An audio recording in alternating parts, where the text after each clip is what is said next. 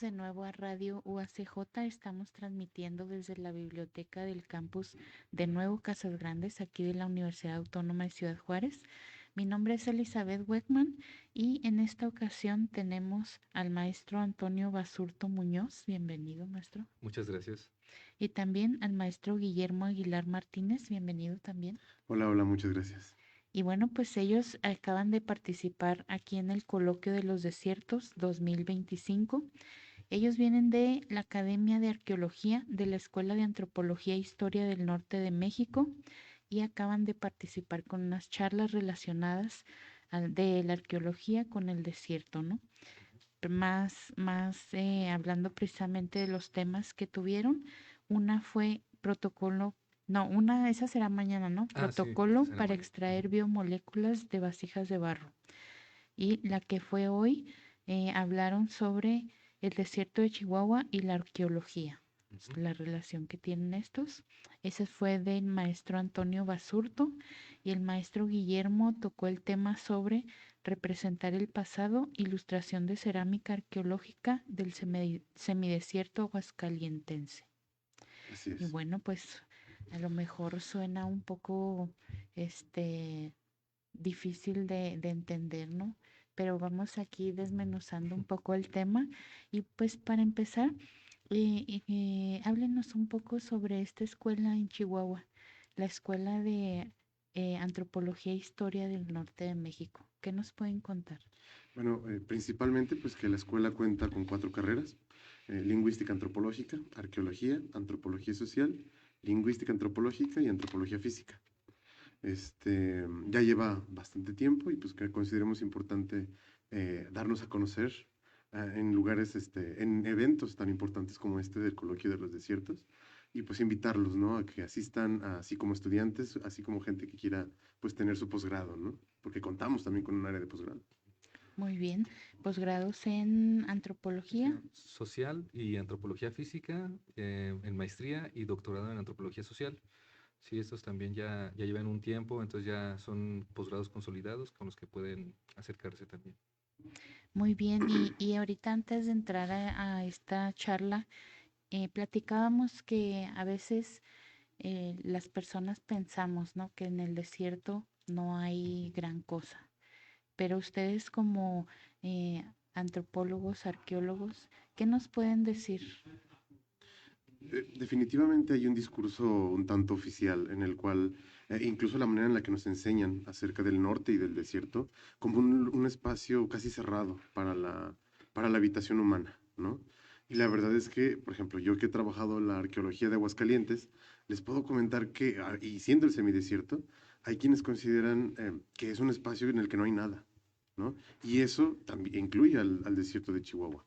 En Museo Nacional de Antropología e Historia, el área más reducida en cuanto a información es la región más grande del país, que es el norte de México. Cuando más bien Chihuahua y los desiertos del norte de México son un área a la que de donde hay mucha tela que cortar. Hay demasiado trabajo que hacer, tanto arqueológicamente como antropológicamente, la verdad. Mm. Sí, justo lo que comenta el compañero, esta visión como de un vacío cultural, más que todo, ya lleva muchos años, ¿no? De hecho, es un problema histórico. Durante la llegada de los europeos a lo que es el actual México, se consideraba esta área como el área de muerte, ¿no? El área de las piedras secas. También esto, pues, viene de una tradición también de los grupos ya mesoamericanos, principalmente los mexicas, entre otros, que también lo veían como un área desértica sola, ¿no?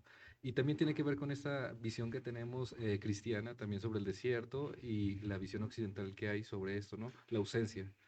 Entonces esto no solamente se refiere a la cantidad de vegetación o de algunos tipos de biota, de animales, etcétera, sino que también se considera para el tipo de diferente tipo para las sociedades, ¿no? Pensamos que aquí no hubo nada.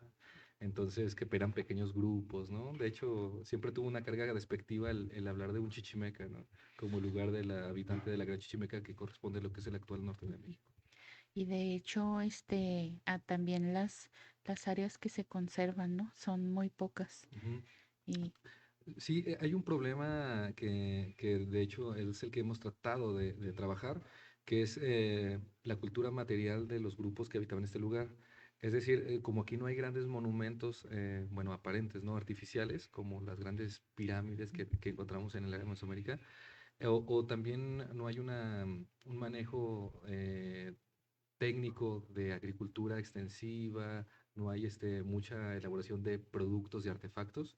Entonces quedan unos pocos, y esos pocos por lo general son materiales que duran mucho, como las rocas, ¿no? Por eso yo creo que todos los que nos están escuchando pues han podido estar en contacto con las puntas de flecha o algunos morteros, metates, cosas de roca, ¿no? Les dicen chuzos. Sí. Sin embargo, hay más allá, ¿no? Pues aquí como los grupos eran tan conocedores de su paisaje, pues utilizaban las plantas, animales de mil maneras. Sin embargo, son materiales que se pierden, ¿no? Es como cuando dejamos algo, si dejamos nuestra comida ahí durante meses va a desaparecer, ¿no?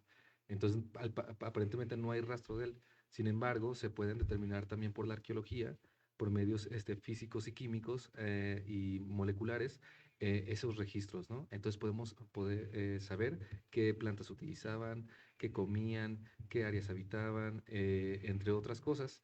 Y si te das cuenta, se va llenando ese vacío, ¿no? Claro, y justo eso me imagino que es el objetivo de la arqueología, hacer esos estudios o esa recopilación de datos. Entre muchos otros. La conservación también es un trabajo muy importante. A menudo las personas piensan que debido a esta falta de interés que hay en el norte, los materiales son objetos que pueden venderse, que pueden guardarse, que pueden saquearse de los espacios donde son encontrados, y pues sirva este testimonio para apoyar, buscar que las poblaciones, bueno, que la gente en general conserve los espacios, así como los materiales que se encuentran en sitios arqueológicos, que en el momento en el que son retirados del espacio en el que están, de su contexto, nos están quitando información a los arqueólogos, porque en arqueología es muy importante la situación en la que se encuentran los materiales, tanto en estado de conservación como en qué parte la extrae el arqueólogo. Si es en la tierra, si es, por ejemplo, se está muy de moda ahorita lo de los detectores de metal, Ujú. y pues puede ser que haya material que se está perdiendo por este tipo de prácticas. Entonces, O se invita también, ¿no? A las personas a que cuiden el patrimonio. de por sí tenemos una cantidad, poca cantidad de materiales arqueológicos en la zona del norte, pues si se saquean, pues tenemos menos, ¿no? No sé si Sí. escucharon la historia de en Coahuila, hasta la pintura rupestre, ya la están recortando de la roca y la extraen y se la llevan. Y es material que se pierde para siempre. Así como cuando nos preocupa la pérdida de un lenguaje, la pérdida de una imagen como lo es una pintura rupestre, es también un lenguaje que se está perdiendo. Que no sepamos qué significa no significa que no debamos conservarlo, que no debemos guardar ese testimonio de las poblaciones que anduvieron caminando por esos espacios que se consideraron agreste, pero que obtenían materiales que eran de interés para las poblaciones mesoamericanas, porque a veces vemos estos pueblos del sur y del norte como gente que estaba aislada y separada, cuando en realidad formaban parte de dinámicas en la que había una dependencia, en la que había un transporte, había conocimiento de los dos grupos, que se apoyaban, bueno, que apoyaban entre ellos, no entre ellos en apoyo así literalmente, sino más bien forman parte de un sistema, ¿no?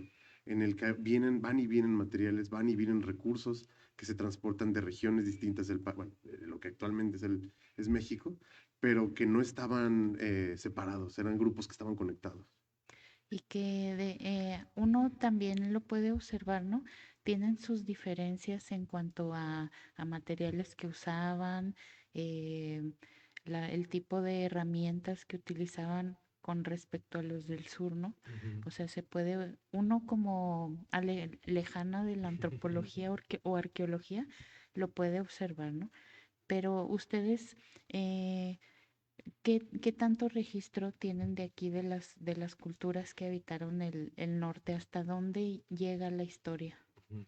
Bueno, me tocó estar en un proyecto que sonó mucho durante un tiempo, donde encontraron el registro arqueológico más antiguo de América, que también ha sido muy discutido en la cueva del Chiquihuite, en la región entre Zacatecas y Coahuila. Bueno, ahí podemos tener ya unas fechas de hace 25.000 años atrás, ¿no? Aproximadamente. Bueno, ahora faltan todavía más estudios. Por ejemplo, es una lástima que no se ha encontrado DNA antiguo, que también es una de las cosas que se puede trabajar. Bueno, sin embargo, yo ya estuve alejado de esa investigación, no sé si avanzó a ese punto, pero pues bueno, aquí tenemos la facilidad en lo que es el norte de México de de las grandes cuevas, ¿no? Que hay. De hecho, yo creo que mucha gente ha ido, senderistas, espeleólogos, ¿no? A visitarlas y han encontrado algún tipo de material. Pues ya que estas cuevas pues nos ayudan a preservar materiales orgánicos de estos que decimos que utilizaban un montón de materiales orgánicos, maderas, todo tipo de fibras,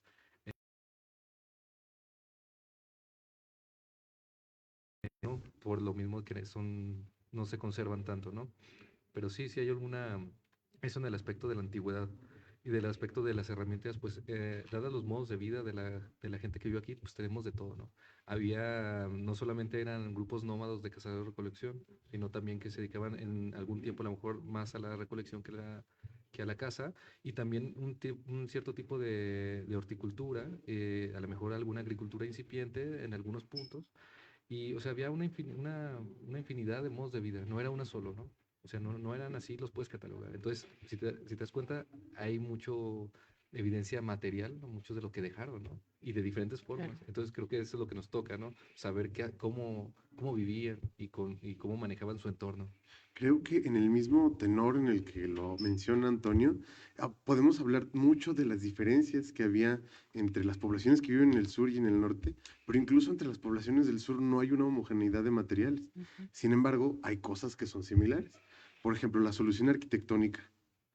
Fuera de las áreas de que son como donde vivirían las élites de las poblaciones, podemos encontrar que, por ejemplo, en muchos lugares se hace la arquitectura de tierra también. Y, por ejemplo, en estos días, precisamente ayer que fui a Paquimé, pude ver que dentro de las estructuras, dentro de los muros, en el piso, donde hacen contacto las personas, donde las personas están viviendo, hay pequeños cajas como de piedra, donde aún se discute qué era lo que se depositaba ahí, pero estos mismos elementos arquitectónicos se encuentran también, por ejemplo, donde yo he trabajado, en Aguascalientes. Y entonces, no nomás es el tránsito de materiales, también estamos hablando del tránsito de ideas. Sí, bueno, tengo entendido que la guacamaya roja no es exactamente de esta región. Sin embargo, es un animal que estamos encontrando, ¿no? Estos lugares muchas veces servían como de tránsito, como lo ha sido, como lo es hoy también, ¿no? Para gente que está subiendo y bajando. Sus materiales podrían ser de comercio, pero que también se mueven las ideas. El maíz sale de algún punto, aún es discutible de dónde, algunos en Ecuador, otros del centro de México, pero cuando llegan los europeos a Estados Unidos, el maíz ya era algo presente.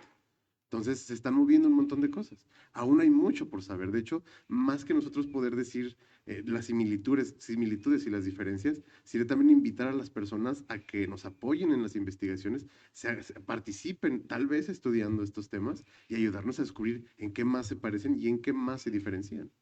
Y que también resulta interesante, ¿no? O sea, no sé, el platicar de las familias de que mis abuelitos hacían esto o Claro. mis abuelitos conservan esto. Ujú. Y también me imagino que en su área los va enriqueciendo, ¿no? Pueden Sí. ir recolectando historias, materiales, infinidad de cosas, ¿no? Así Sí, es. de hecho, una de las cosas que podemos tener ahora, tal vez no sabemos qué lenguas hablaban los antiguos habitantes del desierto, ¿no? Sin embargo, lo que tenemos es el mismo paisaje y algunos tipos de prácticas, ¿no? De hecho, ayer me comentaba Guillermo que hubo una charla sobre el caldo de rata, ¿no? Que se consume en la región de San Luis Potosí, Zacatecas, y de hecho, pues yo soy consumidor de caldo de rata, ¿no? Entre otras cosas de que suceden todavía en las comunidades rurales, es donde queda el conocimiento, ¿no? Del medio, del paisaje. Recuerdo mucho también, y que también ha sido parte de mi investigación, es el uso del mezquite, del agave, y de otro tipo de plantas todavía nativas, ¿no? Por ejemplo, el mezquite tuvo un uso extendido en todo el desierto y, por ejemplo, podría ser equiparado al maíz mesoamericano, ¿no? Era un producto sumamente rico, nutritivo y pues bueno, que puedes usar en todas partes, ¿no? Y si se dan cuenta, ahora estamos perdiendo algunos mezquites por esta falsa idea, ¿no? De ganarle al desierto terreno, de ganarle a los cerros terreno, ¿no? Entonces, creo que también tiene que ver con eso, que es una dinámica continua. O sea, que no pensemos que eso ya pasó. O sea, eso sigue pasando, sigue habiendo conocimiento y se sigue perdiendo conocimiento. Sigue habiendo cambio en el clima, en el ambiente está cambiando y también lo modificamos mucho los humanos. Y en este caso también lo modificaba, ¿no? No estoy diciendo que para bien o para mal, pero lo Ujú. modificaba. Sí, claro. Entonces, hay que solamente pensar en eso, ¿no? Es el componente histórico. Claro, y ahorita recuerdo, por ejemplo, a mí me tocó que me enseñaran historia y que el hombre o ya nuestra especie inicia allá con el Homo sapiens, ¿no? Ujú, Pero yo decía, ¿y de este lado qué había? O sea, hay como, o en mi época que me enseñaron historia, ujú, había como un vacío de que acá en el continente americano, ¿qué había? O sea, ¿qué pasaba? ¿O qué pueblos había? ujú. Como todo ese tipo de cosas, ¿no? Que ahora me imagino que ya se van rellenando estos espacios. Sí. Yo creo personalmente que lo que más ha cambiado de esa percepción es que nada más hubo un tránsito desde Bering. Porque francamente, dentro de la idea de que la humanidad nace en África, eso no ha cambiado mucho. Desde que la humanidad sale de África, al parecer, todo indica que los homínidos que se estaban en otros lados se distribuían por la zona de Asia y de Europa. Por lo tanto, aquí en América todo indica que no había población humana. Sin embargo, bueno, no estoy diciendo que las investigaciones en un futuro no puedan cambiar eso, se ve lejos. Sin embargo, más bien fue por oleadas. Todo indica que la llegada del hombre a América fue en diferentes momentos. Me parece que en la región maya, si mal no recuerdo, bueno, aunque no había mayas todavía, se identificaron restos de una persona con ADN, me parece que de la región de la Polinesia. Entonces, no hay tanta cabida a veces para ideas de que la humanidad se movió en una sola oleada por el norte, en lo que conocemos en la escuela como el estrecho de Bering y Ujú. cruzan, sino que más bien en este afán de que la humanidad siempre está migrando, eso no va a ser nuevo, así como ahorita mencionaba Antonio, cómo cambiamos el ambiente, también las poblaciones que pueblan un espacio también cambian, van y vienen. Ujú. Entonces, también eso es algo como importante, ¿no? La humanidad vino en diferentes oleadas porque desplazarse siempre ha sido una necesidad. Y aparte que me imagino que también el terreno ha cambiado un poco o el clima ha variado un Ujú. poco, pero pues también es una zona difícil, ¿no? Difícil de atravesar, difícil de transitar lo que es un desierto, una zona semiárida. Entonces me imagino que les tomaba más tiempo, necesitaban más recursos, a lo mejor transitar por estas áreas. Mm, Pues fíjate que no necesariamente, igual son de las cosas que hemos aprendido mucho de la gente del desierto, que justo contrario a las ideas que se tenían, ¿no? Sobre que era gente que vivía al margen, que vivía al día, ¿no? Pues al contrario, de hecho, siempre había una comparación, ¿no? De quién era más ocioso, si un agrícola o un cazador-recolector. Todo el mundo pensaba que el arte, o sea, el arte, pues en principio, ¿no? Como de origen del ocio, ¿no? Que como que germina a partir del ocio, ¿no? Se consideraba, y la cultura, ¿no? Pues se consideraba parte de los agrícolas, que tenían tanto tiempo, pues que se dieron vuelo a la imaginación y empezaron a desarrollar toda una cultura compleja, por así decirlo, entre comillas, ¿no?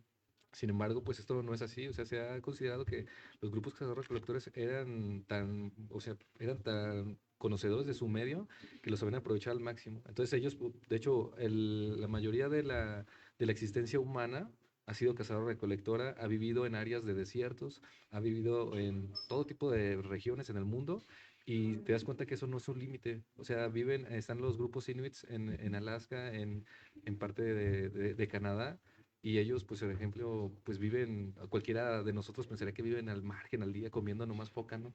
Ujú. Pero, o sea, saben aprovechar todo al máximo que pues no tienen ningún problema. De hecho, Y sí, sí, sí, creo, abonando, porque ese es un punto muy importante. He escuchado muchas veces, ¿no? Es que hay lugares donde es más sencilla la subsistencia y acá en el desierto suele ser más complejo. La verdad es que estas personas tenían la manera de solucionar sus problemas de manera muy inteligente. Entonces, nunca deberíamos dudar de ello, ¿no? Porque a veces pensamos, no, pues es que viven en un lugar agreste y eso pues nos hace pensar que, como menciona Antonio, viven al margen. Pero no, tenían una manera muy consciente de aprovechar las circunstancias en las que vivían y vivir de una manera cómoda. No solo que pensamos en la élite y estamos pensando en pirámides y estamos pensando en juegos de pelota, no, no, no, tenían sus propias dinámicas ajustadas al medio ambiente. Sin embargo, llevaban una vida, bueno, sabemos que, por ejemplo, los cazadores recolectores tenían a veces menos problemas de, ¿cómo se llama? De esto cuando, ay, cuando no te alimentas pues tan de bien, nutrición. de desnutrición, tenían menos problemas Ah, de desnutrición que poblaciones que se dedicaban a un monocultivo. sí, sí, justo quería aportar con un ejemplo muy contemporáneo de eso, Memo, perdón. No, no, no, adelante, Es que como adelante, que por favor. venía, ¿no? A Sí, colación. Nosotros muchas veces pensamos que nosotros aquí pues vivimos con todas las comodidades de sanidad y todo, ¿no? Sin embargo, se dan cuenta, hay veces que nos puede aburrir a lo mejor comer lo mismo, o decimos, no, es que eso comí ayer, eso lo comí Ujú, ayer, no puedo desayunar lo mismo que antes. Sin embargo, en la dieta que tenían los grupos recolectores hasta era más variada, o sea, porque iba de acuerdo a los cambios estacionales, iba de acuerdo a lo que el medio te proveía, ¿no? ujú. Y como dice Guillermo, pues eso te daba hasta mayor, pues eran más saludables, eran más, tenían mejor equilibrio en su alimentación. Sin embargo, aquí pues comemos, si se dan cuenta, siempre es lo mismo, ¿no? Y decimos, pues entonces, ¿quiénes son los que viven al margen, ¿no? ¿Quiénes son los que viven sí, realmente con hambre en el aspecto de nutrición, ¿no? Ujú. ¿Quiénes tienen pues ellos, o sea, Sin mencionar, pues, digo, que quepa la crítica, cuáles son las desventajas que ahora ofrece, por ejemplo, la agroindustria en la alimentación, ¿no? O sea, cuáles son los problemas que a veces existen con comer alimentos que van a tener ciertos procesamientos, aunque bueno, creo que esa es otra discusión completamente distinta, van de la mano, ¿no? pero sí, van de la sí. mano, definitivamente. Porque incluso este tipo de reflexiones nos ayudan a repensar el desierto. No es un lugar donde la gente, creo que más bien nosotros queremos que el desierto se adecue a nosotros, cuando en realidad estas poblaciones se entendían como parte de un sistema, no tanto como dueños de un Ujú, sistema. Nosotros queremos adueñarnos, ¿no? Con esta claro. idea que se ha arraigado mucho, que conquistar el norte, ¿no? Como los gringos, ¿no? Conquistar el oeste, incluso ellos tienen ese mismo discurso. Avanzaron sobre el oeste y no había nada, aunque los lugares ya se llamaban Mesa, Amarillo, Mariposa, pero no había nada. Es como, no, había poblaciones, Pero había gente. arrasaron, ¿no? Sí, Claro, Con claro, todas las poblaciones claro, y claro. sí. Y un montón de vegetación, sistemas de vida, infraestructuras completas cayeron. Mm, Entonces, sí. sí, que quepa la discusión para Sí, este tema. sí, de hecho ya como igual para continuar con esto, es lo importante de la historia en general y de la arqueología en particular. Y por ejemplo, la arqueología que esté enfocada en lo que son los residuos biológicos, porque, o sea, es lo que decíamos, lo único que ha cambiado aquí son el tipo de organización social, principalmente ya no son cazadores-recolectores, pero que ahora son grupos a lo mejor vaqueros, rancheros, ¿no? Agrícolas. Sin embargo, podremos aprender algo del pasado, ¿no? Por ejemplo, he estado en proyectos donde se trata de reincorporar a la alimentación actual el mezquite, por ejemplo, con varios subproductos que ya elaboraban los cazadores recolectores hace 500 años, ¿no? El uso del agave para un montón de la yuca, de otras plantas, ¿no? Un montón de quelites. O sea, si se dan cuenta, eso continúa aquí y lo podemos seguir implementando. El mezquite se puede volver a plantar y volver a reutilizar y como si nada. Una de las cosas que platicaba hace un tiempo era eso, ¿no? Cómo, en base a esto que comentaba Guillermo, cómo es que queremos, todas las personas que viven en el desierto migran, ¿no? De hecho, los más grandes altos grados de migración que hay en México vienen de áreas de Zacatecas, de Coahuila, de áreas del desierto, no sé si de Chihuahua, que como ande, ¿verdad? Pero tiene que ver con esto, con que es seco, no hay nada, o sea, no se da la agricultura, las vacas se te mueren en la sequía. Sin embargo, si conociéramos el medio como lo conocían antes, o sea, no tendríamos necesidad de migrar. O sea, tendríamos gente que vive en áreas rurales aprovechando el mezquite, aprovechando la tierra, pero al igual, o sea, a partir del conocimiento del pasado, ¿no? Y esto nos puede ayudar a la arqueología. O sea, por ejemplo, Claro. recrear técnicas, recrear procesos, recrear usos de plantas, de animales, de manera consciente, pues nos puede apoyar a la sustentabilidad actual. Quiero hacer la pausa comercial para Mm. mencionar que en noviembre va a estar el coloquio de las culturas rancheras, organizada por Arqueología y Antropología Social y las demás academias. Entonces, por si gustan acompañarnos, gente a radio escuchas, por Qué favor, que se puedan interesante. inscribir. Muy interesante porque nos damos cuenta que en la arqueología, por ejemplo, que hemos estado tocando este tema, no solamente pueden abordar cosas de mucho tiempo atrás, ¿no? Sino que también toman en cuenta estas culturas que, por ejemplo, están ahorita. Claro. A lo mejor los rarámuris, las otras culturas que conviven en estas zonas. ¿Cómo se diferencia o si es que hay diferencia en el estudio de estas áreas o culturas que todavía Bien. existen? Pues fíjate que sí depende de los enfoques de cada arqueólogo. Sin embargo, por ejemplo, si a mí me preguntan, para mí la arqueología es una ciencia social. Y al ser una ciencia social, trabaja igual que una ciencia social, no que la sociología, que la antropología. Sin embargo, la única diferencia es que vemos el aspecto material. Entonces, bueno, siempre me gusta ese ejemplo. Ahí está la cámara, ¿no? Sí. Sí, Este ejemplo es como si fuera, ¿puedo tomar una hoja? sí, Espero no adelante. doblarla mucho. ¿La puedo doblar un poquito? Sí, sí, adelante. Ajá. Bueno, la arqueología puede trabajar, como trabaja con la materialidad, podremos pensar que es como un triángulo, ¿no? Un triángulo, todo lo material. Bueno, como sea. Un triángulo donde la evidencia entre más cercana esté, tenemos más, ¿no? Más cosas de donde agarrarnos, ¿no? Más Ujú. información, más datos. Por ejemplo, ahorita tenemos periódicos, tenemos textos escritos, tenemos a las comunidades que nos pueden hablar, no solamente de grupos nativos, ¿no? Sino de grupos mestizos que viven en las rancherías, tradiciones vivas, fiestas. Son datos, ¿no? Que nos pueden ayudar a hacer una analogía o a ver como un reflejo si pasó en el pasado, ¿no? Si sucedió en el pasado. Entonces, ahorita lo tienes así, ahorita en 2025, ¿no? Te vas hace 500 años y tienes menos evidencia, pero todavía tienes algunos datos por ahí, ¿no? Que tratan de hablar de la sociedad que ha vivido aquí. Entonces, es que la sociedad no es que entre y se acaba. O sea, la sociedad humana y en particular la sociedad que vive en esta región del desierto tiene una continuidad basada en su medio ambiente, en el paisaje, ¿no? Entonces, todo lo que tengamos de datos de donde los puedas recoger, pues te sirven. Entonces la arqueología lo que tiene es que se basa en eso, ¿no? En algo que no es solamente lo que puedes, alguien te lo puede decir, sino lo que realmente sucede, ¿no? Si quieren, bueno, puedo ejemplificar algo rápido. Hubo un investigador norteamericano, William Radke, que lo que hizo fue estudiar los basureros, ¿no? En una colonia. Entonces iba y te preguntaba, oye, ¿tú qué comes, no? Y le decía, no, yo no tomo refresco, yo no tomo vino, y aquí cuidamos muy bien, no desechamos nada. Entonces revisó hizo varias entrevistas en todo un distrito. Y cuando revisó la basura, te das cuenta que, o sea, botellas de refresco, de vino, o sea, a montones, ¿no? O sea, lo que aquí casi como conclusión es que la gente no dice lo que hace. Entonces, realmente la materialidad es la que poco te puede engañar al respecto, ¿no? Porque es un registro de tu comportamiento. Entonces, ahí está, o sea, las botellas ahí estaban, los pollos todos completos ahí del desperdicio que hacían cuando ellos Ajá. decían que no.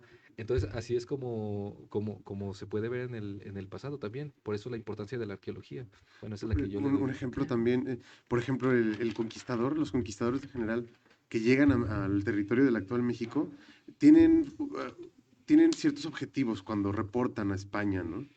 A veces los objetivos para recibir ayuda, para recibir refuerzos, para recibir recursos, y pues cuántas cosas tienes que escribir para recibir esa ayuda. Si estás intentando convencer, exageras, agregas, sin embargo, el registro arqueológico muchas veces es claro, sencillamente no coincide a veces lo que está escrito con lo que dice la materialidad. Eso es lo interesante de la arqueología. La historia, a veces, no digo que siempre sea, puede quedarse en lo escrito, ¿no? Y va a decir mucho de nosotros lo que escribimos, va a decir una infinidad de cosas. Pero muchas veces la materialidad va a dar cuenta de conductas, como comenta el compañero. Muchas de nuestras conductas van a aparecer en el registro arqueológico por más que las escondamos. Si mañana nos Claro. vamos, vamos a ver cómo quedó aquí y podemos ver qué Ujú. sucedió, ¿no? Y, Ujú. Aunque no, nadie te lo diga. Sí, yo siempre lo he puesto de ejemplo, ¿no? Cuando tenemos, no sé, mármol en una casa o elementos de piedra, lo que se va a perder va a ser lo madera, lo maderoso, ¿no? El material orgánico. Pero las cosas de roca, que guardan un registro muchas veces de qué cosas hicimos sobre una mesa de piedra, en nuestro ejemplo más contemporáneo, el plástico. El plástico va a dejar evidencia de nuestra huella, de nuestro paso por este planeta por una cantidad enorme de tiempo. Entonces, es curioso cómo pensamos a veces como humanidad que nuestras pequeñas acciones no van a dejar un impacto, cuando la arqueología es prueba de que cada una de las decisiones que se tomaron dejaron una huella muy profunda en nuestra historia y en la historia de la Tierra también. a veces no dimensionamos, ¿no? El impacto de lo que estamos haciendo o hasta dónde puede llegar. Es el peso de lo cotidiano. Las cosas que hacemos todos los días pesan durísimo porque son cosas que hacemos todos los días. Aunque no siempre, o sea, es como con una connotación negativa, ¿eh? Ujú. A mí me Exacto. gusta mucho el ejemplo que de hecho siempre lo digo, ¿no? Y también lo dije ahorita porque ese ejemplo me marcó a mí en mi carrera, ¿no? Como lo que es el Amazonas, por ejemplo, que siempre se pensó que era, primero, que era una selva, el gran pulmón del mundo, ¿no? Que era una selva virgen, que era una selva súper natural, ¿no? Cuando tenías un reflejo de la naturaleza, lo primero que se te venía a la mente a lo mejor era el Amazonas, ¿no?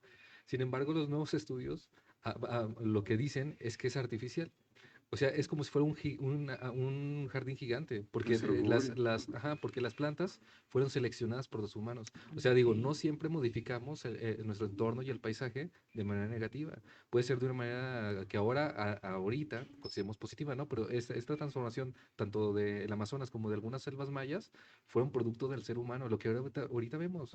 ¿Y quién pensaría eso? Entonces, realmente el desierto también lo es. O sea, muy posiblemente hay bosques de mezquite muy localizados, del producto humano, parte de la modificación humana. ¿Por qué? Pues porque bien sabían los grupos que vienen aquí cuáles eran la mejor semilla. O sea, no desconocían esto de que le llamamos domesticación porque no es un proceso que pasa de un día a otro, es un margen, es algo que va sucediendo, ¿no? Todos manejamos plantas, todos. ¿Quién no tiene un pariente que sabe un montón en un ranchito que sabe un montón de plantas, ¿no? Tu Sí. abuelita o algo así? O sea, pues es un conocimiento que tiene de mucho tiempo y, y ahí está, ¿no? O sea, ¿por qué? Pues porque vive ahí, o sea, Recuerdo otro ejemplo, ahora que lo mencionas, sobre ese tipo de impacto, cuando en Estados Unidos empiezan a desplazar muchas poblaciones indígenas que tenían conocimientos sobre cómo cortar el fuego de los incendios forestales. Y entonces tienes a poblaciones que ya, nuevas poblaciones que llegan y no saben que tiene que cortarse cierto tipo de planta en cierta época del año para que no se seque y evitar el fuego. Y entonces, pues tienes los incendios más grandes en la historia de California. Y apenas, ¿no? ahora Ajá. Y por no pensamos, aprovechar esos conocimientos, por creer que es inferior, que es malo, que es... ahora Ajá. pensamos, ¿no? ¿Cómo voy a cortar estas plantas, no? Ajá. Ah, y resulta que es algo a lo mejor negativo en esta época. Exacto. Ujú. A lo mejor ahorita piensan mala hierba, pero a lo mejor no era mala hierba, ¿no? O al contrario, o por ejemplo los quelites o toda Ujú. esa parte. Entonces, yo creo que una cosa como generalizada, pues es que transformamos. Transformamos para bien o para mal. Ya también depende de los valores que vayamos cultivando, ¿no? En nuestra sociedad, de hacia dónde queremos ir. Y por eso es importante reflexionar hacia el pasado con la arqueología de ayuda o la historia o en otras disciplinas y el presente, ¿no? O sea, por eso en esa Ujú. pregunta que hiciste hace un Sí. ratote de cómo se vincula el trabajo del arqueólogo con los grupos actuales nativos, pues esa es una forma. Entonces, más bien es eso, hay que conservar y también el conocimiento, las lenguas, etcétera, ¿no? Y nos ayudan a hacer esa liga. Amén, hermano.